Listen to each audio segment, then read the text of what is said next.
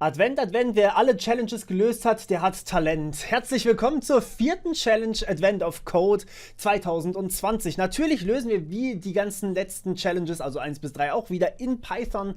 Und ja, wir gucken mal, was wir heute machen müssen. Und zwar haben wir aus Versehen uns, upsala, die Nordpol-Zugangsdaten gesichert, obwohl wir eigentlich nur unseren Pass mitnehmen wollten. Wie ungeschickt von uns. Ja, was wir jetzt also machen müssen, ist, wir müssen in unserer Batch-File hier unten gucken, wie viele Pässe da eigentlich valid drin sind. Da gibt es allerdings eine Ausnahme, und zwar, also es gibt 8 Felder in unserem Pass, und zwar das Birth Year, das Issue Year, Expiration Year, Height, Hair Color, Eye Color, Passport ID und Country ID. Und ja, wir müssen jetzt hier quasi gucken, was da alles so drin steht. Allerdings ist also die Dinger können getrennt sein, die einzelnen Werte, mit Space oder auch Newline. Also das ist durchaus auch ein valider Passport hier, weil er alle 8 Werte enthält. Aber ja, wenn wir hier mehrere Werte drin haben, die fehlen, dann funktioniert das Ding nicht. Eine Ausnahme gibt es allerdings, und zwar die Country ID. Die ist tatsächlich egal. Also das heißt, die ist optional.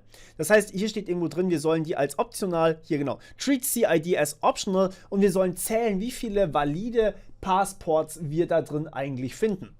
So, und ja, ich würde mal sagen, wir fangen einfach mal an. Also, wie gesagt, es kann Newline oder ein Leerzeichen sein. Und das Ding hierbei ist, dass wir hier tatsächlich alle möglichen Kombinationen wahrscheinlich drin haben werden. Ja, genau. Aber wir haben immer eine leere Line sozusagen zwischen neuen Passports. Okay. Wie gesagt, ich habe mir diese Datei hier auch überhaupt noch nicht angeguckt. Das ist, wie gesagt, alles wie immer ungeschnitten. Und ja, wir machen das jetzt mal hier wieder rein. Wir haben einige Passports hier. Okay, so. Also, fangen wir mal an. Als erstes müssen wir natürlich hier wieder mal die Input-Datei open. Nein, ihr wollt, ach, ist mir egal, was ihr wollt. Ich mache das jetzt hier mit open, mit with. Dann muss ich nämlich, wenn ich mit with arbeite, muss ich übrigens die Datei nicht closen, ja. Das ist der Vorteil davon. Und zwar hier, wie haben wir es genannt? For. Wie immer eigentlich. So, und jetzt SF. Und wenn ich jetzt hier drin einfach sage, Passport ist gleich File. Irgendwas, ja, dann ist das alles, was danach. Was ist das jetzt hier? Dann ist alles, was hier unten drunter steht, außerhalb von dem with, ist quasi mit geschlossener Datei. Das heißt, ich öffne die Datei nur gleich kurz und danach schließe ich sie wieder. Deswegen nehme ich das so gerne, weil ich dann nicht an das Close wieder denken muss. Deswegen macht man das eigentlich auch. So, was wir jetzt nicht machen können, ist, wir können hier nicht einfach die Datei einlesen, weil unsere Passports sind ja hier teilweise mit einem Leerzeichen drin. Also das ist ein Passport, das ist auch ein Passport, das ist auch ein Passport, ja. Das ist das große Problem an der Sache. Wir haben hier mehrere Zeilen hintereinander, die ein Passport sind. Allerdings, was wir hier immer haben, wenn wir einen neuen Passport haben, ist eine Leerzeile. Das heißt, wir haben hier Leerzeile oder halt New Line, also Line Break, und wir haben danach nochmal einen Line Break. Also könnten wir eigentlich, wenn mich nicht alles täuscht, die Datei einfach lesen und dann splitten, und zwar an einem Double Line Break. Also \n ist zweimal Line Break hintereinander. \n ist der Line Break, \n ist zweimal Line Break. Ja, Pfeil, ich habe sie F genannt. Ich war am Reden, das ist dann meistens ein bisschen schwierig. So, und damit müssten wir eigentlich schon unsere Passports haben. Wir machen das jetzt mal ganz kurz so, dass wir uns die Passports hier ausgeben, nur damit wir sehen, ob das richtig funktioniert hat. Und ihr seht, ich habe das Ding noch nicht einmal laufen lassen. So, also das ist quasi ein Passport, ist das korrekt? Der geht bis HGT 167 cm.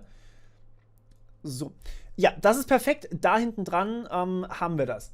So, wo wir gerade bei HGT 167 cm sind, schreibt mir gerne mal in die Kommentare, wie groß ihr eigentlich seid. Das würde mich tatsächlich mal interessieren, was wir hier so an Menschen haben. Wie groß seid ihr eigentlich? Okay, dann haben wir hier als nächstes diesen Pit und, die sind auch nicht in Reihenfolge, ne? Pit, EYR, HCL, die sind alle nicht in Reihenfolge. Ist ja faszinierend. Okay, dann müssen wir uns noch ein bisschen was überlegen. Also hier haben wir auf jeden Fall HGT 185. Also aufgeteilt haben wir sie schon mal. Das ist schon mal gut. So, und was wir jetzt machen müssen, ist, wir müssen die irgendwie validieren, ob die wirklich richtig sind. Wir machen hier jetzt allerdings noch was, bevor wir anfangen mit den Passports. For P in Passport sagen wir, wir wollen hier natürlich diese ganzen neue Zeile-Dinger nicht drin haben. Ja, wir wollen was Einheitliches haben. Das heißt, wir haben hier das Birth Year, dann haben wir \n, dann haben wir hier irgendwas, dann haben wir ein Leerzeichen, dann haben wir hier irgendwas, dann haben wir wieder \n. Das funktioniert so nicht, ja. Was wir hier haben wollen, ist was Einheitliches. Das heißt, wir sagen hier, wir nennen das Ding jetzt hier Passports Ugly und Bodenstrich Ugly und sagen hier Passports ist gleich eine leere Liste und wir fügen hier jetzt quasi in Passports.append, wir fügen die quasi jetzt an und sagen hier p.replace und wir replacen eine neue Zeile mit einem Leerzeichen, damit wir hier was Einheitliches haben. Das sollte jetzt besser aussehen. Print Passports. In dem Fall sollte ja genau hier alles quasi nur noch mit Leerzeichen sein. Okay, jetzt können wir damit vernünftig arbeiten. Jetzt können wir nämlich hier eigentlich noch sagen, wir könnten hier tatsächlich das Ganze auch splitten, ne? Damit wir hier quasi eine Liste aus Listen haben. Das heißt, wir splitten jetzt an einem Leerzeichen.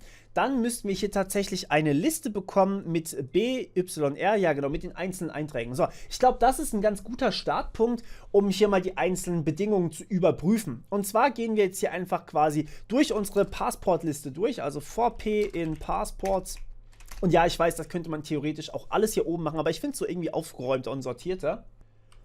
Und was wir uns hier jetzt mit den jeweiligen Passports bauen, ist erstmal ein Dictionary, würde ich mal behaupten. Und zwar, weil die Reihenfolge ist ja komplett durcheinander. Also wir haben ja hier zum Beispiel den Pit an 3. Stelle, hier beim nächsten haben wir den Pit an 1. Stelle. So, das ist total scheiße zum Bearbeiten. Deswegen müssen wir hier die Reihenfolge irgendwie egal machen. Und ich fände das ganz cool, wenn wir das eigentlich mit dem Dictionary lösen würden, dass wir quasi einfach alles ins Dictionary eintragen.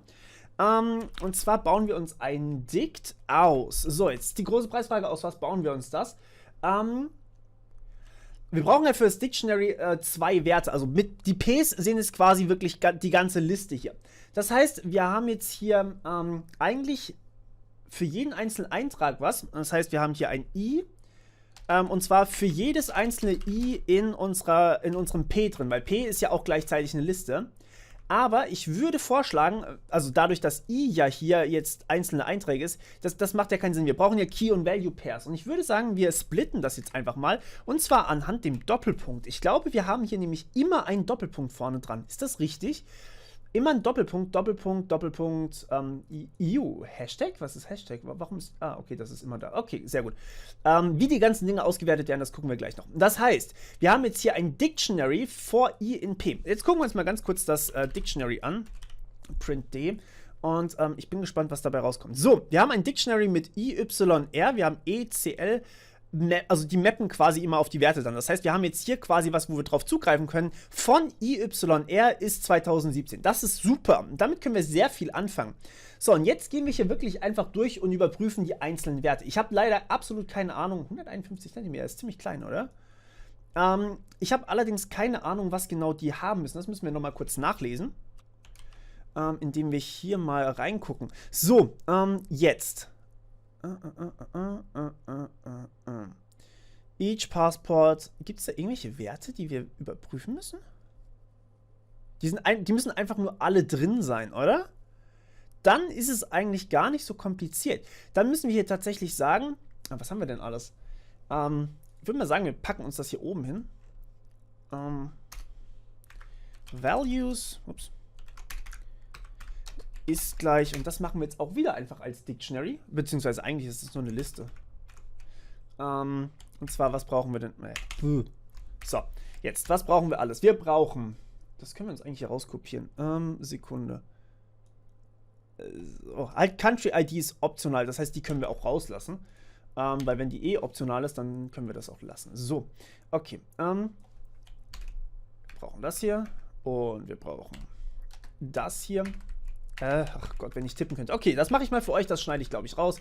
Das braucht ihr jetzt hier nicht verfolgen. So, das sollten meiner Meinung nach alle sein. Und ja, wir gehen jetzt einfach hierher und überprüfen, ob die wirklich alle da drin sind. Und da gibt es einen coolen Trick, den wir hier verwenden können. Und zwar, ich weiß gar nicht, ob ich den euch schon mal gezeigt habe. Und zwar all. All ist eine Funktion, die ein Iterable quasi überprüft. Das heißt, wir haben hier, was haben wir denn? Value oder einfach V in unserem Dictionary D vor V in Values. So, das sollte doch eigentlich funktionieren. Und wenn das jetzt wahr ist, also wenn alle Werte vorhanden sind, hier drin, es dürfen auch mehr Werte vorhanden sein, also CID sollte optional bleiben, aber wenn die alle vorhanden sind, dann können wir hier unseren Counter, den wir am Anfang auf 0 setzen, um 1 erhöhen. Wenn mich nicht alles täuscht, oder? So, Print. Print Counter. Okay. Sollte passen. Gut, dann gucken wir mal. 192, das ist nicht viel. Wobei, gut, die haben alle mehrere Zeilen, wir haben nur 1000 Zeilen. Das könnte durchaus hinkommen. Ja, das ist ein sinnvoller Wert. Wir gucken einfach mal ganz kurz. Aber es macht Sinn. Ja, war richtig, sehr gut. Jetzt natürlich noch Part 2. Okay, Part 2. Hier kommt die Auswahl. Und zwar nämlich hier, ja, das dachte ich mir nämlich schon, dass die Geburtsjahre zum Beispiel irgendwie relevant sein müssen. Ich meine, das kann man ja alles irgendwie überprüfen. Okay. Also, Birth Year, 4 Digits at least 1920 and at most 2002. Warum 2002, frage ich mich da. Ist irgendwie ab 18, dass man da hinreisen möchte? Ist egal. Okay, das heißt, wir kopieren uns das mal ganz kurz hier rein. Und, so, das heißt, wir müssen es irgendwie überprüfen. Okay, das ist ungünstig, das machen wir nicht. So, ja, wie machen wir das? Wenn wir jetzt schon hier oben diese wunderschöne Liste drin haben, mit allem, was wir hier brauchen, dann, lasst uns was Cooles machen. Lasst uns mit Lambda-Expressions arbeiten. Was haltet ihr davon? Lasst uns mit Lambda arbeiten, das ist doch cool. So, okay, also, wenn wir hier Birth Year haben, was haben wir denn beim Birth Year? Als Bedingung. Birth Year, 4 Digits, at least 1920 und at most 2002. Also 1920 halte ich für ziemlich irrelevant, aber ziemlich unmöglich. Aber okay. Probieren wir es mal. Okay, also Lambda. Unser Wert, den wir hier dann im Passport quasi überprüfen müssen, ist ja eigentlich ein String.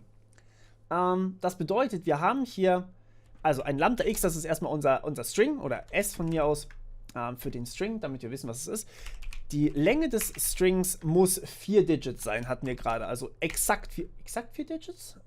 4 Digits. Exakt 4 Digits. Sehr gut. Und wir müssen das Ding in Integer umwandeln können. Sind die irgendwann mal keine Integer, frage ich mich da. Wisst ihr was? Das könnte natürlich je nach Eingabe kaputt gehen, aber wir probieren das jetzt einfach mal. Wir probieren, Sekunde, 1920 war das, ne? 1920 bis 2002. 1920, kleiner gleich der Integer von unserem String, kleiner gleich 2002. So, das gucken wir mal, ob das so funktioniert. Wenn wir irgendwann mal einen, naja, wirklichen String, also irgendwie zum Beispiel ABC oder sowas da drin stehen haben bei Birth Year, dann fliegt uns das Ganze natürlich um die Ohren. Dann müssen wir irgendwie ein Try oder sowas drumherum machen. Das können wir aber durchaus noch einfügen. So. Das Issue Year war das, glaube ich, das IYR, das Issue Year ist, nehme ich einfach mal an, hier auch, die Länge muss 4 sein. Und wie sieht das aus, was muss es noch haben? Zwischen 2010 und 2020, ja, also im Endeffekt genau dasselbe hier, nur mit anderen Zahlen, 2010 und 2020. So, dann das EYR, Expiration Year wahrscheinlich. Expiration Year. Auch 4 Digits und zwischen 2020 und 2030. Das kriegen wir auch hin. Das ist quasi genau dasselbe. 2020 und 2030. So, dann das HGT. HGT ist Höhe, oder? Height. Genau. Hier. Okay. Entweder Zentimeter oder Inch. Das ist ja fies. Okay, das ist mir zu doof. Das machen wir nicht als Lambda. Das wird sonst sehr unübersichtlich. Größe Check oder sowas. Machen wir einfach mal hier. Wir bekommen natürlich unseren String hier rein. So, und was müssen wir jetzt hier reinmachen? Also wir haben Zentimeter oder Inch. Wenn wir Zentimeter haben zwischen 150 und 193, wer kleiner ist als 150 Zentimeter, darf nicht mit. Und die Inches zwischen 59 und 76. Inches sind sowieso, ja, keine Einheiten, aber okay. Gut, wie machen wir das? Wir haben hinten, ja, lasst uns das wieder mit Regex machen, oder? Hat doch super letztes Mal funktioniert. Achso, wir müssen erstmal noch Regex importieren. Import RE. So, okay, also machen wir mal ganz quick and dirty. Wir lernen heute dann die zweite Art und Weise kennen, wie man eigentlich mit Regex umgehen kann. Ihr habt vorletztes Mal war das, glaube ich, wo wir wieder mit Regex gearbeitet haben. Dieses Mal ein kleines bisschen anders, und zwar sagen wir, Height oder die Größe ist im Endeffekt gleich re.match. So, und ja, jetzt machen wir das hier mal ein bisschen anders. Achso, halt, wir müssen hier das Ganze definieren, beziehungsweise das if nach hinten schreiben. Regex.match. Und zwar brauchen wir hier so einen Erstring, wenn wir das direkt da reinmachen. Der Anfang des Strings muss sein. Was müssen wir denn am Anfang haben? Die Höhe, ne? Am Anfang müssen wir. Sekunde, wie steht denn das da drin? Die Höhe, der ist schon mal invalid hier. Der ist auch schon mal invalid. Die sind alle hier. Höhe, also HGT Doppelpunkt 174 cm. Das HGT Doppelpunkt haben wir rausgefiltert. Das heißt, es muss da stehen 174 cm. Also am Anfang muss quasi die Zahl stehen und danach muss dieses Zentimeter stehen und danach steht nichts anderes mehr. Okay, das kriegen wir hin. Sekunde. Das ist hier quasi, also der Anfang des Strings, dann muss für mich eine Zahl kommen, die, also eine Zahl, ein Backslash D steht für eine Dezimalzahl. Und zwar mindestens eine Ziffer muss es eigentlich sein. Aber maximal können wir nicht sagen, weil es können ja auch 3 sein, theoretisch. Weil wir haben ja hier, also wir können 2 haben, wir können aber auch 3 haben. Das heißt, wir sagen hier 1, und danach als nächstes muss quasi entweder Zentimeter oder IN stehen. Also beides. Und dann muss eigentlich schon der String zu Ende sein, ne? Also komplett zu Ende sein. So, das heißt, wir haben den kompletten String hier drin klassifiziert und können jetzt hier theoretisch drin überprüfen. Achso, klar, wir wollen natürlich den String S matchen, ist logisch. Und wir wollen jetzt sagen, wenn das Ding matcht, also if Höhe, dann. So, jetzt ist natürlich die große Frage, wie sieht das Ganze dann aus? Und zwar haben wir 2 Möglichkeiten. Einmal haben wir das Ganze in Zentimetern. Also die Höhe in Zentimetern. Das heißt, von 2 müsste gleich Zentimeter sein. Und dann haben wir noch die Bedingung, wie groß die Person eigentlich sein muss. 150 bis 193. Also 150 kleiner. Ist das inklusive, oder? Ja, ist inklusive. Also kleiner gleich Höhe von 1. Achso, halt, stopp. Das muss ich natürlich noch in Integer umwandeln. Kleiner gleich. Und was haben wir als Maximum? Das müssen wir nochmal nachgucken. 193. 193. Okay. So, dann geben wir hier ein Return True. Das zweite wäre, machen wir ein elif draus. Das zweite wäre, wenn das Ding mit Inch anfängt. Jetzt können wir uns an dem oben orientieren. Und wenn, wie groß müssen die Inches sein? Zwischen 59 und 76. Also 1,93 ist nicht so groß. Ne? Da kann durchaus jemand größer sein. Schreibt mir das gerne mal irgendwie, ob ihr größer seid als das. So, Höhe von 1. Und kleiner gleich, was war's? 76. 76. Dann geben wir natürlich auch True zurück. So, und ansonsten geben wir hier unten, ja, eigentlich hier direkt können wir False zurückgeben. Okay, so, das ist unsere Höhe. Und jetzt müssen wir hier nur noch eintragen, dass wir die Höhe checken wollen. Also, hi, help. Hallo? Habe ich mich verschrieben oder so? Nein, habe ich nicht. Was ist denn los mit dir? Hä?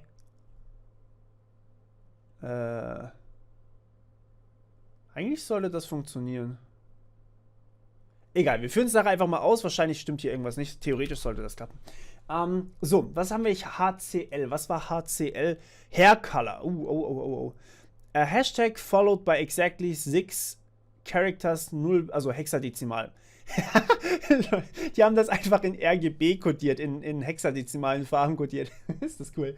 Na gut, das können wir eigentlich auch mit Regex machen, das ist ja kein Problem. Das heißt, wir geben hier direkt einfach ein re.match zurück und zwar mit einem so, was brauchen wir alles? Und zwar exakt ein Hashtag und dann brauchen wir A bis F und 0 bis 9, beziehungsweise eigentlich andersrum, aber ist völlig egal. A bis F, 0 bis 9. Und zwar, wie häufig brauchen wir das? Ups, exakt 6 Mal, wenn die das ganz normal gemacht haben. 6 Characters, 0 bis 9, A bis F, 0 bis 9, A bis F, RE Match, genau. Und was matchen wir? Natürlich hier, ja, ich habe Lambda nicht fertig geschrieben. Lambda S matchen wir auf S. So. Stimmt hier was nicht? Ah doch, jetzt stimmt's. Wunderbar. Dann die nächste, ECL. Was haben wir bei ECL? Ist wahrscheinlich auch wieder Lambda, oder? ECL Eye Color. Exactly one of AMB, Blue, BRN. Okay, die kopieren wir uns raus. Ups, das wollte ich nicht. Das ist Spark Monitoring, das brauchen wir nicht. So, Lambda S. S in, da machen wir einfach eine Liste draus. Und packen das in String, das in String, das in String. Okay, also es ist nicht immer so viel, sondern es ist manchmal auch einfach hier hin und her geschubse von irgendwelchen Formatierungen. Ja, verdammt, kein Semikolon. So. AMB, Blue, BRN, Gray, Grün oder Green, Hazel und Other. Wow. Other ist natürlich sehr spezifisch. Okay. Dann, das können wir nach unten schieben. PID. Was muss die PID sein? Ich weiß nicht mehr, was PID. Process ID, Passport ID. A 9-digit number including leading zeros. Also exakt 9 Zahlen, also Lambda S. Ja, dann können wir eigentlich direkt hier len von S gleich 9. Und ausschließlich Zahlen. Das brauchen wir nicht mal als regex schreiben. Das können wir auch einfach schreiben. S in 0, Quatsch. Achso, da müssen wir natürlich. Ach was. Wisst ihr was? S. Da gibt es doch irgendwie so eine Funktion oder so. Das S. ist Digit. Das müsste eigentlich genauso funktionieren. Okay. Was stimmt hier nicht? Jo, okay. Wobei, weißt du was? Mach mal. Mach mal hier. Ah, jetzt funktioniert übrigens auch der Höhencheck. Okay, sehr gut. Hat funktioniert soweit. Jetzt bin ich gespannt, ob wir das alles schon richtig haben. Jetzt müssen wir das hier unten nur noch irgendwie einbinden. Und zwar sagen wir jetzt, das kommt zusätzlich noch dazu, oder? Das ist continue to ignore the CID field. Das ist sehr gut. Both present and valid. Present and valid. Okay. Okay, sehr gut. Alles klar. Gut, das heißt, wir müssen hier sowieso noch, also das heißt, wir können unseren Counter für die Challenge 1, Counter Challenge 2, können wir einfach stehen lassen und können hier einfach unseren nächsten Counter draufpacken. Das heißt, wir müssen noch das Ganze irgendwie ausprobieren. Und zwar sagen wir, wir machen das hier oben noch mit einem all gleich. Sagen wir einfach mal, das ist am Anfang true. If, achso, halt all kann ich nicht benutzen, all ist vergeben. Checker. Und jetzt müssen wir hier nicht mit einer if durch, sondern for i in values war das, ne? Ja, genau. For i in values sollte mir immer noch alles geben. Also quasi hier dieses values ist ja immer noch diese ganzen Werte da durch. Und die haben wir hier alle gegeben. Das heißt, for i in values können wir auf jeden Fall checken. Und was wir jetzt machen ist, die Funktion ist quasi das hinten dran, ja. Das heißt, wir wollen als allererstes natürlich die Func, sagen wir einfach mal Fun von, wobei Fun ist definiert als Fun ist gleich Values von i, logischerweise. Ups. So, und dann sagen wir hier Fun von if Fun von, wie heißt unser Wert? Achso, klar, unser Wert ist ja auch i hier. Fun von unserem Dictionary von i, weil das i ist ja dann quasi zum Beispiel Birth hier. Und Dictionary von Birth hier liefert uns ja den Wert, den wir hier bekommen haben durch die Challenge. Und Fun von Dictionary von i liefert uns, ob der Wert gültig ist, im besten Fall zumindest. So, das heißt, wenn der Wert true ist, wenn der Wert false ist, dann müssen wir den Checker auf false setzen. Ist gleich false. Und unten drunter sagen wir if checker. Okay, das ist jetzt ein bisschen umständlich. If checker, das ist wirklich sehr umständlich. Ich könnte hier einfach mit break arbeiten. Probiert das Ganze mal mit break aus. Vielleicht habt ihr das ein bisschen eleganter gelöst. Ich kann schon nicht mehr reden, seht ihr? If checker, dann haben wir hier einen Counter, Shell 2 plus gleich 1. So, das sollte uns eigentlich die Lösung auch ausspucken. Counter, Shell 2. So. 101 sind gültig. Bin mal gespannt, ob das richtig ist oder ob wir uns irgendwo vertan haben. Aber ich glaube, wir haben es eigentlich ganz okay hingekriegt. Jo, perfekt. Cool. Das war's eigentlich auch schon wieder mit unserer vierten. Wie gesagt, wir werden hier mal schauen, dass wir hier wirklich alles hinbekommen. In Year gleich 2020. Warum fällt mir das erst jetzt auf? Vielen Dank, dass ihr dabei seid und wir hören uns wieder beim nächsten Mal. Also morgen. Bis dann. Ciao.